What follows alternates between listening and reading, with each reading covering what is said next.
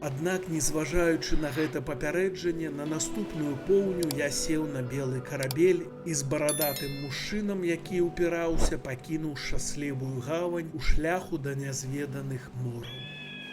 І нябесная птушка ляцела паперад, ведучы нас да базальтавых слупоў на захадзе.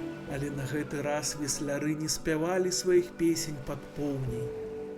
У маіх думках я часта ўяўляў невядомую зямлю Катурыю з яе велізарнымі гаямі і палацамі і думаў, якія новыя адкрыцці чакаюць мяне там. Катурыя, казаў я сабе, гэта месца знаходжання багоў і зямля незлічоных залатых гарадоў.